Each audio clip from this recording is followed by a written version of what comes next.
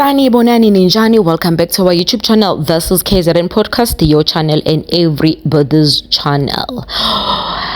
Owodumo ke emsakazweni uKhozi FM angathi adlele uKhisimusi ejele. We all remember umsakazo wodumo loKhozi FM kanye neMetro FM uSiyamhlongo wenkulumo ezakhayo nezinkulumo ezivusa umphefumulo ziphinde zivuse inhliziyo. Kuthiwe ke uSiya izolo njoba kade kungolesithathu uSiya uneminyaka u42 utholwe inkantolo yemantshi yaseThekwini eneqala lokushaya ngenhloso yokulimaza owesinqandamatha sakhe uNjabulo Duma oneminyaka u29. Kuthiwa imantshi umhloniphe Nsibiya ilahle uSiya ngeqala maqede yamkhulula ngebail ka1000 rand. uSibiya ke usole kakhulu amankwebe evuna utshwala njengembangela yokuxabana kukaSiya noNjabulo ababengamathe nolimo okuyisinqandamatha sakhe. Shuthi ke uSiya udlalela le team yoSomusic eMongazi. uNjabulo ke wayesevulela uSiya iqala ngoba emsola ngokumphihliza ngebhodlela leSavana ebusweni okuyisigameko esenzeka bebuya kuzithokozisa last year ngoAugust.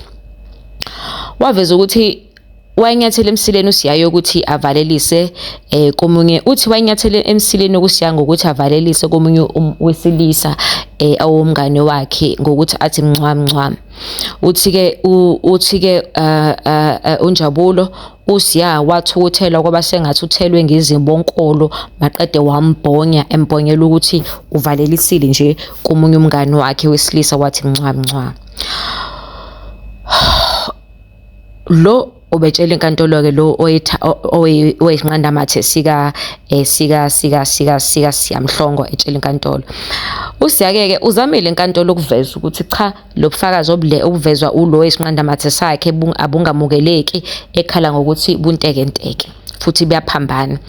Abameli bakaMhlongo ke laba bekungusikhumbuzo Mathabela obuyabe ngumfundisi udumile eThekwini noadvocate Simphiwe Mlotshwa benze izithulo behlabe behlikiza ubufakazi bukaNjabulo baveza ukuthi kunamaphuzi athile ebufakazini bakhe bommangala angayenza isense kodwa inkantolo yawahlaba yawahlikiza.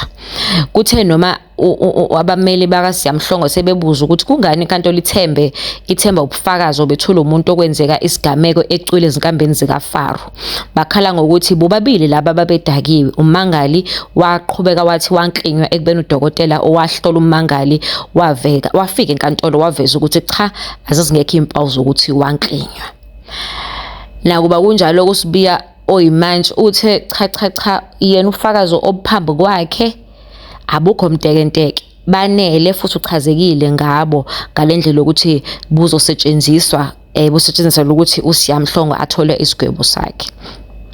Kwenzeka lokhu ke uSiya wayecela ukuthi ukhozi lummise ekwethuleni uhlelo lwakhe lasebusuku lolabelenza ebusuku luthi ubusuku buhle kuze kuphuthule icala lakhe. Nokwagcina ukuthi sekutheke kulonyaka ngoApril seku-reshuffle abasakazi uSiya wabonakala engabuyi futhi abasakazi sebe-replaceile indawo yakhe ngepresenter entsha.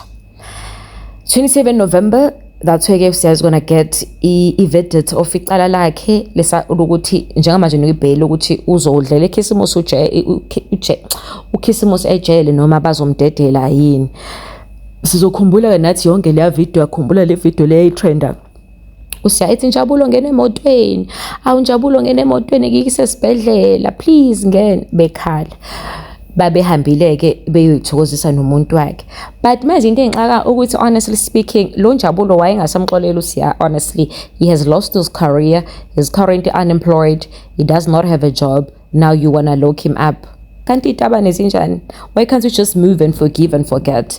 Not forgive and forget, but he already got his gamma. This person is unemployed and chances are there's no radio station that's going to employ him. 2, usetholwe guilty. Like, yeah, okay, I don't understand. But anyway, comment, let me know what do you think of this case yaSiyamhlongo kanye ne-ex-boyfriend yakhe uNjabulo. Kodwa ke nani nabantu ukutshela ningane encane uSiya is 42, those boys 29 ngqondo yakhe yalumfana isebenzi. futhi sho ukuthi iy'tabane-ke ziney'nhliziyo ezimbi-ke. But anyway, love and light to uSiyamhlongo uNjomane kaMgabhe. We hope ukuthi something will come up for him because he's really such a great talented human being at the end of the day.